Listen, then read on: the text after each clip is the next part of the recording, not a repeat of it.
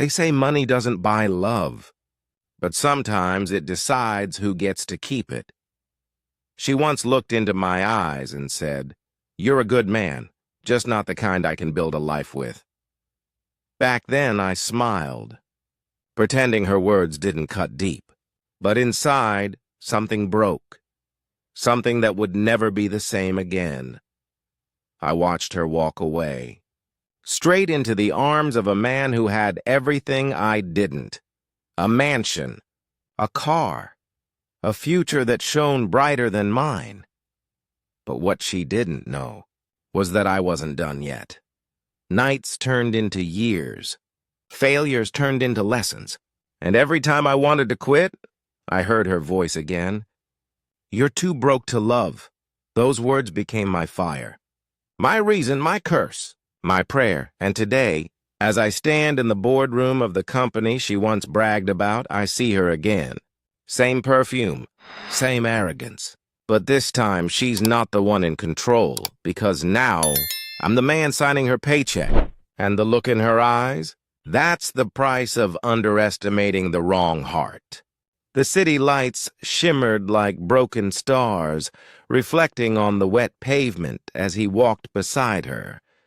Her laughter echoed in the night, soft, careless, and full of charm, the kind that made him forget how tired life had made him. He didn't have much. A second-hand car, a small apartment, and a wallet that always seemed a little too light. But when she looked at him with those warm brown eyes, he believed he had everything. They shared cheap coffee instead of fancy dinners, long walks instead of weekend getaways. And for a while, he truly thought love was enough. He thought she did too. But behind her smiles, there were small cracks. Moments when her gaze drifted to luxury cars passing by, or when her tone changed while scrolling through pictures of her friends' rich boyfriends. He ignored those signs. He wanted to believe in forever, but forever was already slipping away. He just didn't see it yet. It started with subtle things: her tone, her distance, her silence during their late-night talks. She began saying things like, "I just want a stable future," or "Love is beautiful, but it doesn't pay the bills." He laughed them off, trying to lighten the mood, but deep down, he felt the cold truth pressing against his chest. She began dressing differently. Expensive perfumes, designer bags that he never saw her buy. When he asked, she said her cousin gifted them. He didn't question it, though the unease grew louder every night. One evening, as they sat watching the sunset from his balcony, she looked at the fading light and whispered, "Do you ever wish you were someone else? Someone richer?" He smiled sadly, not knowing those were the words that would echo in his nightmares. The sun disappeared behind the skyline, and with it, so did something inside her. Days turned into weeks, and love turned into something colder, quieter. She stopped returning calls, made excuses about meetings that didn't exist. He began noticing things: messages she hid, names he didn't recognize, perfume that smelled unfamiliar. When he finally confronted her, she didn't cry or deny it. She just sighed. "I can't build a life on dreams," she said softly. "You're a good man, but good doesn't pay the rent." He stood there frozen, her words echoing like a storm in his mind. She picked up her purse, walked toward the door, and turned back one last time, not with regret but with pity. Then she left, leaving silence thicker than the walls around him. As the door clicked shut, the city lights outside flickered, as if mocking his heartbreak. He didn't know it yet. But that was the night the man she knew died, and a different one began to rise. The days after she left felt heavy, like every breath carried her memory. He tried to move on, but her voice still lingered in the quiet corners of his apartment. The way she said, Too Broke to Love had carved itself into his mind, repeating like a cruel song he couldn't stop hearing. At night, he'd scroll through her social media, her new photos, her laughter beside the man she left him for. A man with everything he didn't have, a luxury car, a perfect smile, a promise of comfort. Each picture was another knife to the chest, another reminder that love had a price tag he couldn't afford. He stopped eating, stopped talking, stopped living. His friends told him to forget her, but how do you forget someone who made you believe in forever? In the reflection of his dark computer screen, he saw himself, tired, small, and hollow. For the first time, he whispered, maybe she was right. A few weeks later, fate decided to twist the knife deeper. He saw her again, by accident, in a restaurant he used to take her to.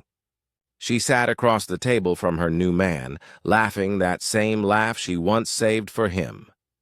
He froze in the doorway, watching her sip wine, wearing the same necklace he once gifted her. His hands trembled, anger mixing with heartbreak, until they felt the same. When her eyes met his across the room, time stopped. For a second she looked surprised. Then her lips curved into a polite, cold smile as if he were just another stranger. That smile broke something inside him. He left before the waiter could even bring water. Outside, the wind was sharp, slicing through his chest like glass.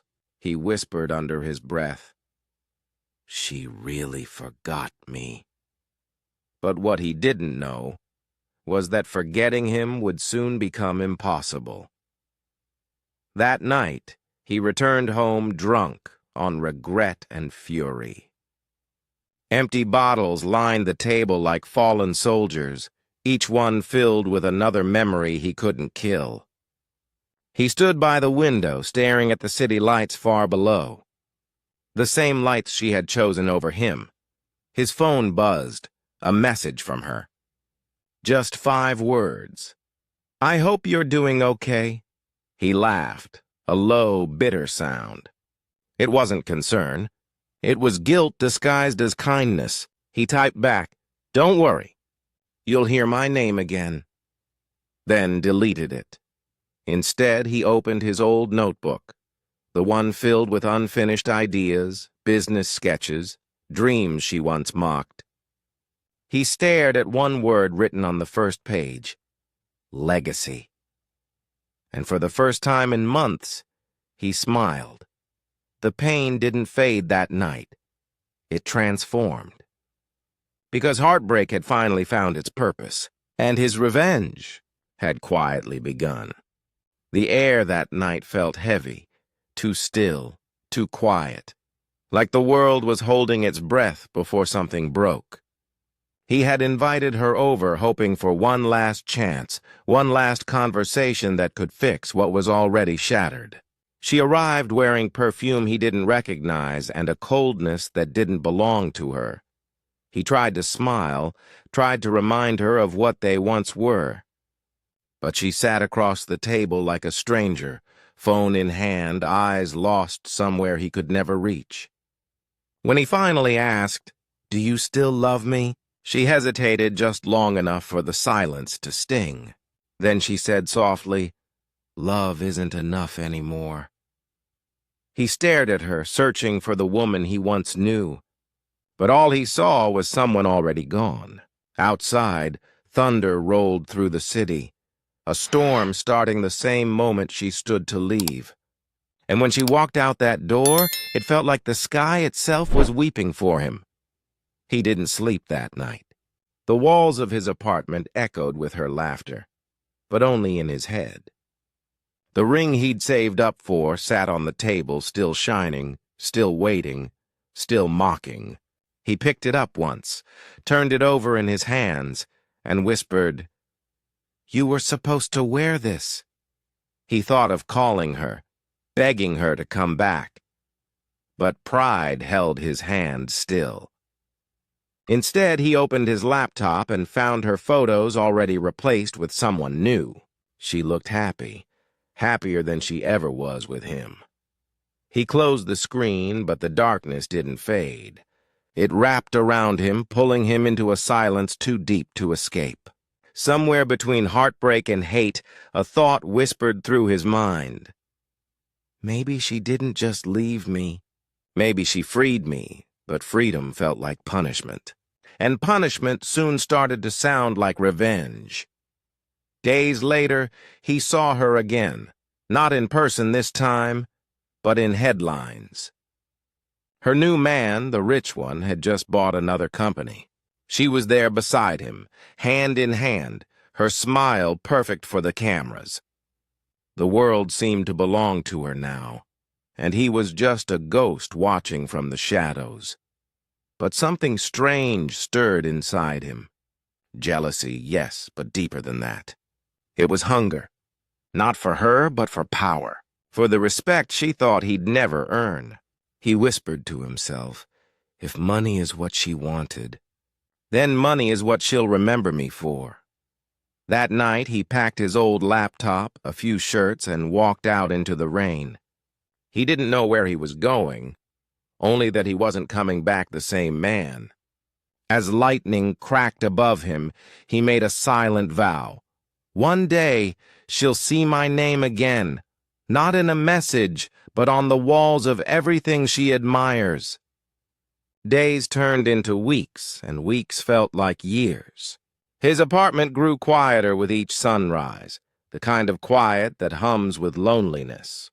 Bills piled up on the counter untouched. His fridge was nearly empty, just a half-filled bottle of water and a forgotten slice of bread. He tried finding work, sending out resumes to people who didn't even remember his name. Each rejection felt like a small stab, another reminder of how far he had fallen. The world moved on without him while he sat in the same chair, staring at the same cracked wall. At night, he'd replay her words again and again. You're too broke to love. Every syllable echoed like a curse, eating away at what little pride he had left. But deep down, something in him refused to die. Something whispered, maybe this is just the beginning. One evening, desperate for warmth, he walked into a small cafe downtown, the kind where no one asked questions. He ordered the cheapest coffee they had, then sat by the fogged-up window, lost in thought. That's when he overheard two men talking at the next table, something about a new startup, a risky idea, but one that could change everything. He didn't know why, but their words pulled him in. He turned, hesitated, then finally asked, "What kind of business are you talking about?" They looked at him like he didn't belong there, a broke man asking about money. But instead of walking away, he stayed. He listened. He learned. And before he knew it, he was helping them brainstorm, explaining ideas he didn't know he had. When he spoke, they listened. And for the first time in months, he felt alive again. But as he left that night, the older man stopped him and said, "You've got a sharp mind, kid. Don't waste it on self-pity. Use it." Those words would follow him for years. The next morning, he made a decision, no more waiting for luck. He sold his old watch, his last expensive memory of better times, and bought a used laptop. Every night after that, he worked, learning, researching, building small projects for almost nothing. Days blurred into nights, and sleep became a luxury he couldn't afford. Failure after failure, rejection after rejection. But this time he didn't quit, because every no fueled the voice inside him that said, "She'll see who I become." He began freelancing online, teaching himself business, marketing, finance, everything he'd once thought was out of reach. Slowly, his skills became his weapon, and as the city outside slept, his name, the one she forgot, was being reborn in silence. The man she left behind was gone. The one taking his place had only one goal left, to rise high enough that she'd have to look up just to see him again. Months passed, and the man who once sat in an empty room was no longer the same. His eyes carried something new, a quiet fire, a hunger to prove the world wrong. He'd wake before dawn, his old laptop flickering to life in the darkness. Every click, every failed code, every sleepless night became a brick in the empire he didn't yet know he was building. He started small, creating digital designs, selling them online, taking projects others ignored. The payments were small, but the lessons were priceless. He learned how people thought, how business worked, how value was created. One night, while watching his first $100 come in, he whispered, "It's not much, but it's mine." Outside, rain hit the window softly, like applause only he could hear. And for the first time in a long time, he smiled. Not because of love, but because of purpose. Fate often appears in silence, and that's how he met Mr. Collins, an old entrepreneur who had once lost everything, only to rebuild it all again. They met by accident in an online forum, but something about the man's advice felt personal, almost guiding. Collins said, "Don't chase money, chase skill. Money follows those who master their craft." He listened, every word sinking deep like truth carved in stone. Weeks turned into mentorship. Collins taught him how to build teams, how to pitch ideas, how to think like a winner even when you're broke. He started a small agency online. It wasn't glamorous, but it worked. Clients came, work poured in. He was still alone, still haunted by her memory, but now his pain had direction. And somewhere in that rise, he realized something chilling. He didn't want her back anymore. He wanted her to remember him. 2 years passed. The world that once ignored him now spoke his name with respect. He moved into a new office, small, clean, with a single glass window overlooking the city skyline. He stood there one night, looking out, remembering every insult, every rejection, every moment of being called too broke to love. Now, investors called him Sir. Employees waited for his word before making a move. He wasn't rich yet, but he was powerful. The kind of power that grows quietly like a storm on the horizon. He had built something real, something that would soon shake the ground beneath her world. Then one morning, as he checked his business email, he saw it, a company proposal from her firm. The same company she worked for, and as he read the subject line, his lips curved into a slow, dangerous smile. It said, "Partnership Inquiry." He read the email twice just to be sure. Her company's logo glowed at the top, bold, confident, expensive. They were seeking a strategic partner for a digital expansion project. And out of all the firms in the city, they had reached out to his. For a long moment, he didn't move. Just stared at the screen, feeling time stretch thin. Her name was listed under Project Coordinator. 2 years ago, she'd walked away without looking back. And now she was about to walk into the empire he built from the ashes she left behind. He leaned back in his chair, fingers tapping the desk slowly. A quiet smile spread across his face, not of joy, but of poetic irony. Fate had an elegant sense of humor. And now, it was his turn to play the game. The conference room smelled of glass, metal, and tension. She walked in confidently, dressed in corporate perfection. Sharp heels, polished tone, practiced smile. But the moment her eyes met his, something flickered behind her calm. Shock. Just for a second. But he saw it. He stood to greet her, voice calm, smooth, controlled. "It's been a while," he said. Her lips parted, but no words came. Only a faint, nervous laugh escaped before she managed to speak. I didn't realize you were the CEO here. Most people didn't, he replied lightly, sitting down. But I suppose times change. The rest of the meeting went on like a play, her pretending to focus, him pretending not to notice her unease. Every word, every glance carried memories wrapped in silence. When she finally left the room, she paused at the door and whispered, barely audible, "You've changed." He waited a beat, then answered softly, "You made sure I did." That night she couldn't sleep.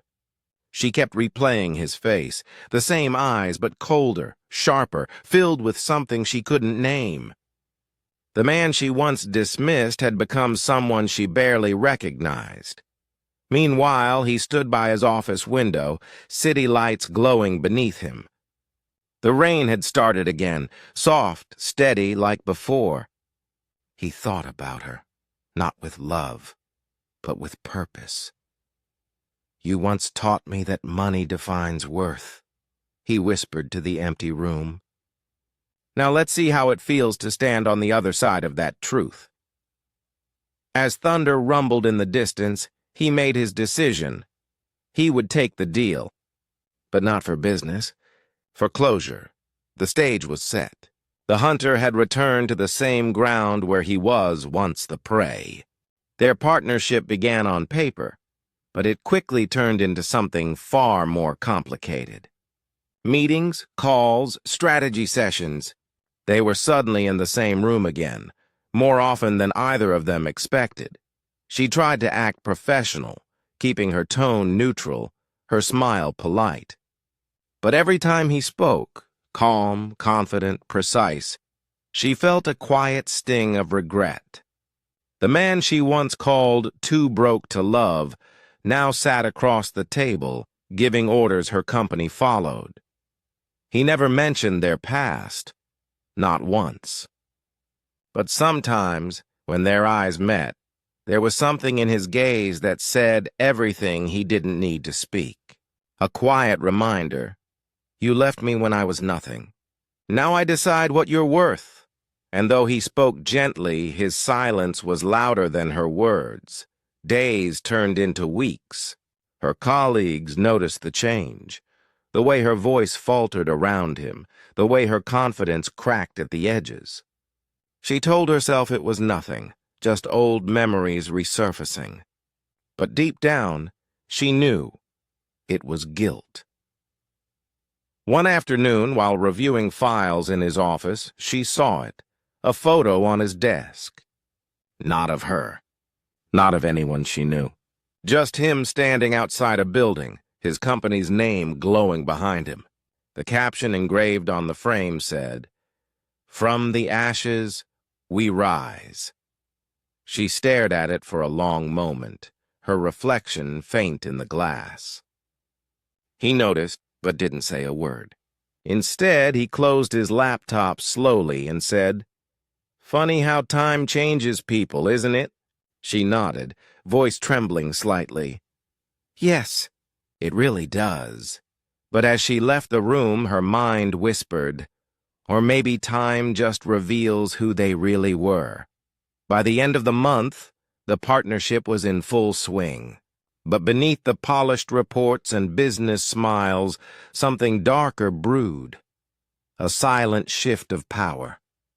Her boss trusted him.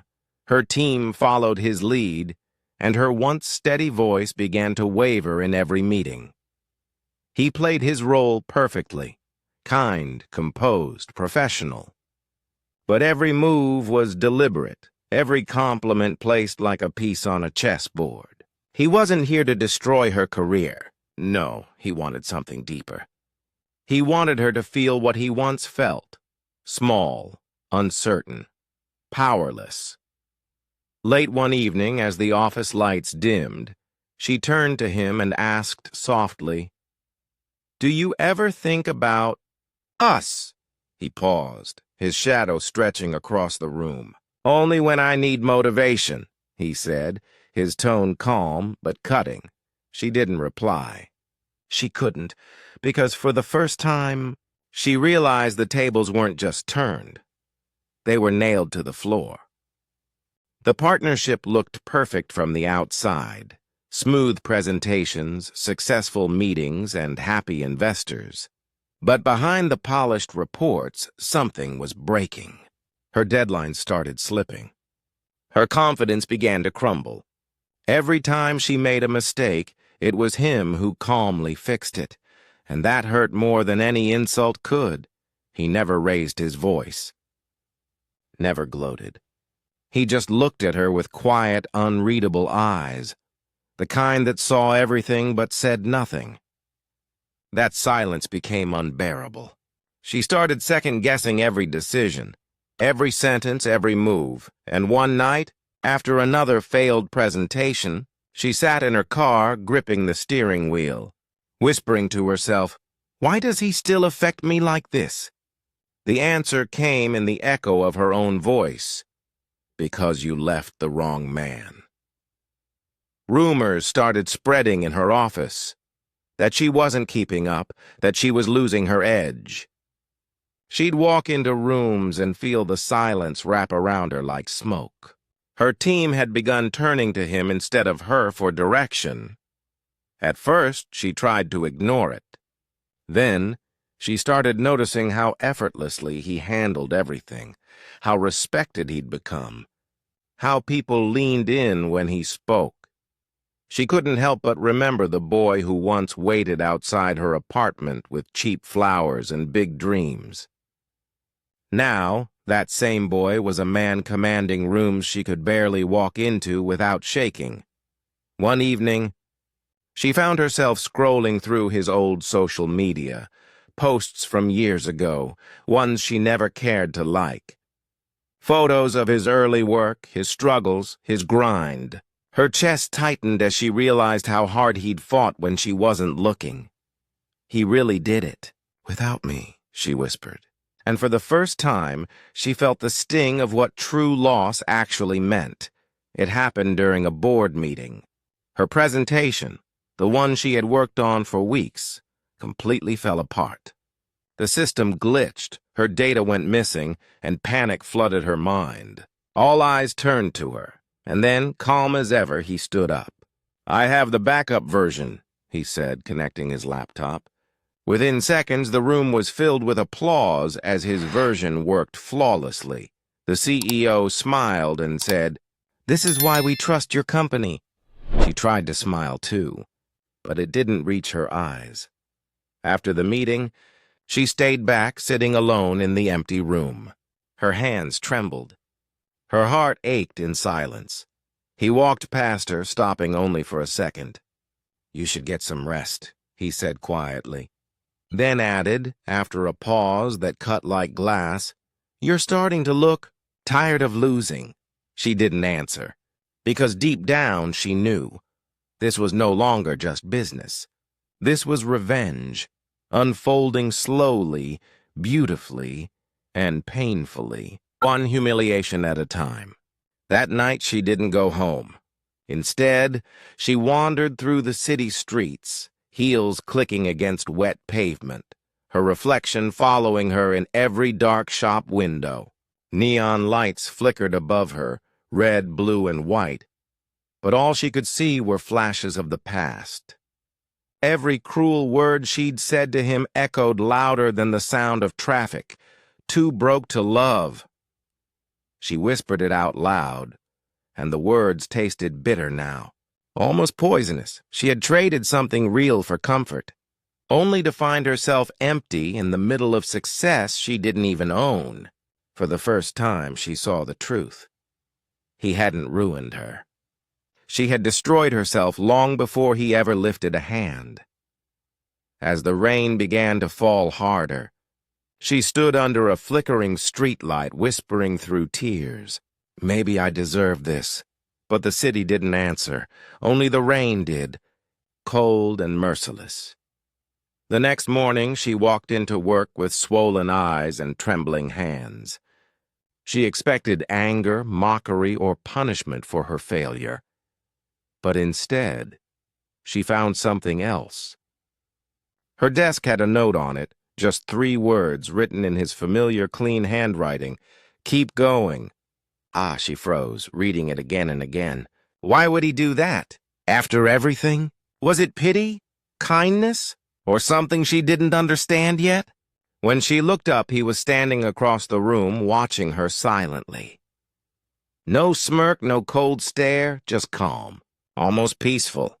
And for a moment she felt something strange stir inside her chest. Not love, not regret, but respect.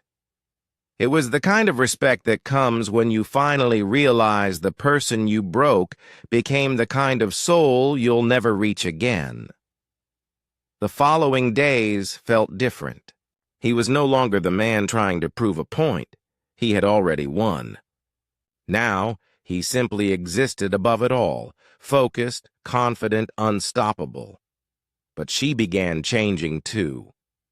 She started working harder, staying later, fixing every detail she once ignored. It wasn't about impressing him. It was about facing herself. One evening, as they left the office together, she said quietly, "You've become someone I don't even recognize anymore." He smiled faintly. "No," he said softly. "I just became who I was always meant to be. You just never looked long enough to see it." The silence that followed wasn't bitter. It was heavy, almost sacred. Because for the first time, there was no more hate between them. Only truth. And the truth was the sharpest revenge of all. She held herself together for weeks, but it was only a matter of time before the weight cracked her open. The sleepless nights, the silent guilt, the endless reminders of who he had become. It was too much. Every day she sat across from him, pretending to be fine, while inside she was drowning in regret. That evening, as the office lights dimmed and the last echoes of footsteps faded, she finally gave in. She stood outside his door, hesitant, unsure if she should walk away or knock. Her hands trembled. Her heart raced. Then she whispered to herself, "If I don't say it now, I never will." She knocked once. "Come in," his voice said, calm as ever. She stepped inside, closing the door behind her. But this time, the air between them felt heavier. Like the ghosts of their past were standing there too, listening. He looked up from his desk, curious. "Everything okay?" he asked softly. She tried to speak, but her voice cracked. "No, it's not," she whispered. For a long moment she said nothing, just stood there, eyes glistening, fighting back tears. Then finally the words spilled out, raw, unfiltered, trembling. "I was cruel to you. I hurt you when all you ever did was love me. I called you names, looked down on you, because I was scared. Scared that you'd outgrow me one day, and you did." He didn't interrupt. He just sat there, silent, eyes calm, listening. She took a shaky breath. "Every time I see what you've built, I realize I threw away the only person who ever truly cared. I'm not here for pity. I just needed you to know." "I'm sorry." The room went silent. Her words hung in the air like rain about to fall. And for the first time since she'd left him, she cried. He stood slowly, walking toward her. The man she once left behind, broken, small, forgotten, was gone. The man in front of her was calm, grounded, powerful. He looked at her for a long time before speaking. "You know," he said quietly, "for years, I imagined this moment, what I'd say if I ever got the chance." He paused, eyes softening just a little. "But now that you're here, I realize I don't need revenge anymore. You already gave me what I wanted." She frowned, confused. "What do you mean?" "Closure," he said simply. "You showed me who I was and who I never want to be again." He smiled faintly, but there was no anger in it. "Only peace. You were my greatest pain, but also my greatest lesson." She looked at him, tears falling freely now. "I wish I had seen this version of you back then." He shook his head. "You couldn't have." He didn't exist yet, and with that, he walked past her, leaving behind the woman who once broke him and the man who no longer needed to win. When she left his office that night, the city felt heavier than usual. The lights blurred through her tears as she walked, each reflection in the wet pavement reminding her of what she'd lost. There was no anger now, no defense, just the hollow ache of truth. She had finally said everything she'd held in for years. But instead of relief, all she felt was emptiness, like speaking her guilt had drained the last piece of her soul. She stopped at a small cafe, the same kind they used to sit in long ago, back when dreams were small and hearts were simple. As she stirred her coffee absent-mindedly, she whispered, "He forgave me, but I can't forgive myself." The city outside kept moving, people laughing, cars rushing, lights flashing. But she sat there frozen in time, realizing forgiveness doesn't always heal. Sometimes it just leaves you standing alone with the truth. He, too, sat awake that night, not with pain, but peace. The years of bitterness, the late nights of silent fury, the endless thoughts of revenge, all gone. Her apology had been the final door he needed to close. He stood by the window of his apartment, watching the skyline that once looked impossible to reach. Now it was his view, his world. He remembered the boy he once was, desperate, broken, begging for love. And then he smiled faintly. "You made it," he whispered to himself. On his desk lay the same note he'd written to her days ago. "Keep going." But now those words felt like they were for him, too. Because for the first time, he was truly free. The hate that built him had served its purpose. Now it was time to build something from love, not revenge. Weeks passed. Their partnership ended quietly. No drama, no grand finale. Just two people who had finally learned what they were meant to. She left the company soon after, choosing to start over somewhere new. He expanded his business, stronger and wiser, but never cruel.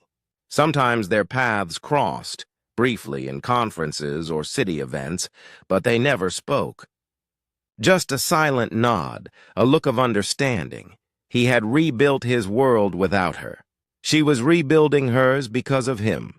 And though their stories no longer intertwined, they both carried the same invisible scar, a reminder of how love can destroy, and how destruction can sometimes build something stronger than love itself. She stood before the mirror one morning, pale light slipping through the blinds, dust floating in the air like forgotten memories. Her reflection looked fragile, older, tired, but also real. For years, she had lived pretending to love, pretending to be happy, pretending to be better than she was. Now, there was no one left to fool. She touched the mirror lightly, as if trying to feel who she once was. Tears didn't fall this time, just a deep, quiet sigh. She whispered, "It's time to stop running, time to face what she had become, and maybe, just maybe, start again. Not for him, not for anyone else, but for her." The following months became a slow journey of rediscovery. She took a small apartment on the edge of town, far from the noise, near the ocean. Every morning she'd walk barefoot along the shore, listening to the waves, their rise and fall like her own breathing, her own heartbeat. She started working at a small design studio. Nothing glamorous, nothing loud, but it gave her peace. No one there knew her story, and for once she liked it that way. Sometimes she'd find herself thinking about him, not with regret anymore, but gratitude, because his silence had been her first lesson in humility, and his forgiveness, her first step toward freedom. She began writing again, small journal entries about life, loss, and the beauty of second chances. Each page felt like stitching another piece of herself back together. One evening, months later, she sat by the window of her new home, the sunset spilling gold across her desk. She took out a clean sheet of paper and began to write. "You don't owe me anything. You gave me what I needed. Truth. I once thought revenge was cruel, but now I see it was mercy in disguise, because it made me see myself." She folded the letter carefully, not to send, but to keep. It wasn't for him anymore. It was for her, a reminder that redemption isn't about being forgiven. It's about learning to forgive yourself. She placed the letter in a small wooden box and smiled softly. For the first time in years, her heart felt light. The story that began with pride was finally ending with peace. It was a quiet Friday evening in downtown Chicago, the kind of night when the air hums with the sound of rain about to fall. He was invited to speak at a business conference, one of those polished glass tower events filled with handshakes and bright lights. As he walked through the hotel lobby checking his phone, he suddenly froze. There she was, standing by the registration desk, her name tag glinting faintly under the chandeliers. Time didn't rush forward or back. It just stopped. For a moment, they were the same two people from years ago, one broken, one proud. But then she turned, her eyes calm, her expression soft, no fear, no shame. Just quiet acknowledgement. It wasn't dramatic. It wasn't cinematic. It was human, and in that simplicity it felt powerful. Hours later, after the conference ended, they found themselves near the hotel cafe. Neither planned it. Fate simply guided their steps. He ordered black coffee. She asked for tea. A small silence stretched between them, not uncomfortable, just familiar. She finally spoke first, her voice steady. "You've done well for yourself." He nodded, half smiling. "Took me a while to learn what well really means." She looked down, tracing her finger along the edge of her cup. "I'm glad you did. I wasn't good to you." "No," he said softly, "but you taught me to be good to myself." The rain began outside, soft against the glass. No accusations, no tears. Just two souls finally letting go of the last pieces that still tied them to the past. When they stood up to leave, he added gently, "Take care of yourself, Mia." She smiled faintly. "I already am." And with that, she walked away. For the last time. As he stepped out into the rain, he didn't rush for cover. He stood there, letting the drops hit his face, the cold water mixing with the faint warmth of relief. He looked back once, through the glass doors, and saw her turn one last time, their eyes meeting for just a second. No words, no longing, just peace. That was the real twist of fate, not that they met again, but that when they did, they no longer needed to say anything. He walked into the night, his coat damp, his heart light. The past that once chained him now felt like distant thunder, something that had passed. And somewhere behind him, she whispered under her breath, "Thank you." Though he would never hear it. The universe did. Months turned into years. He no longer measured his success in money or titles. but in peace.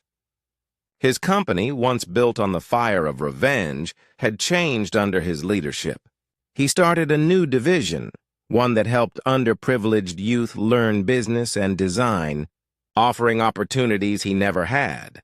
Every time he spoke to those young dreamers, he saw a reflection of himself. The boy who was once told he wasn't enough. But now he could look them in the eyes and say, "Don't let anyone define your worth." The same words he once wished someone had said to him. That was his redemption, not just to succeed, but to lift others from the same shadows he escaped. And every time he signed a new partnership or gave a scholarship away, he silently thanked the heartbreak that had once destroyed him. Because without it, he wouldn't have become the man standing there today. Far away, in another city, she had built a quiet but meaningful life. Her design studio grew slowly, honestly, with love for the craft instead of hunger for fame. She trained young women from struggling backgrounds, those who reminded her of her younger lost self. Each design she created carried emotion, softness, imperfection, truth. People admired her art, not knowing it was born from regret, rebirth, and silent healing. Sometimes, during late nights in her studio, she'd pause and think of him. Not with sorrow, but with peace. "We were both lessons," she'd whisper to herself. Not mistakes. Her work became her apology, her growth became her forgiveness. And through her art, she taught others what she had finally learned. That even the ugliest stories can bloom into something beautiful, if you let them. Though years had passed and their paths had long separated, fate has a quiet way of keeping souls connected, unseen, but real. At a charity event one summer evening, his company donated a large fund to support small creative businesses. One of those beneficiaries was her studio. Neither of them knew. Her signature was on the letter of thanks. His was on the approval. 2 signatures, 2 lives. Never meeting again, but forever intertwined in purpose. And as the camera of fate pulled back, 2 distant lives shone in the same light, each carrying their scars not as wounds, but as proof that even from brokenness, something eternal can grow. There comes a time when memories no longer hurt. They just exist. Like echoes fading across an empty hallway, still audible, but distant enough to make peace with. He sometimes thought about the night she called him too broke to love. Those words once cut deeper than any blade, but now they were nothing more than a story from another lifetime. He realized revenge had never been about her. It had been about him. The need to prove, to conquer, to become. And though that fire once saved him, it couldn't keep burning forever. Because at some point, you don't want to prove anymore. You just want to be. And that's when true freedom begins. Revenge is strange. People think it's about payback, about watching someone suffer the way you did. But real revenge is transformation. It's turning pain into power. It's walking past the people who doubted you, not with anger, but with grace. It's becoming so at peace with yourself that you no longer need their validation. He had achieved everything they said he couldn't, but the victory wasn't in the money or the title or even in forgiveness. It was in evolution. He learned that when you rise from the ashes, you don't rise to destroy others. You rise so that the fire no longer controls you. Years later, both of them, miles apart, stood under the same night sky, unaware that the same moonlight touched them both. He on his balcony overlooking the city, she on the roof of her quiet studio. And though neither spoke the other's name anymore, a quiet understanding lived between them, invisible, unspoken, eternal. They had both been victims, They had both been villains, but in the end, they became survivors. The story that began with cruelty ended with growth. The man who was too broke to love became a symbol of strength, and the woman who broke him learned how to heal others. Because sometimes, the most beautiful endings are the ones that don't look like revenge. They look like peace. They say revenge is sweet, but the truth is it's silent. It doesn't roar, it doesn't scream. It simply arrives when you least expect it. She once called me too broke to love. But love was never what I lacked. She was. I built my empire from the ashes of her doubt. Every sleepless night, every tear, every insult, they became bricks in my foundation. And when she looked at me again, she didn't see the man she left behind. She saw the consequence of her choices. In the end, I didn't need to destroy her. Life did that for me. All I did was survive long enough to watch karma do its work, because the greatest revenge is becoming everything they said you couldn't be.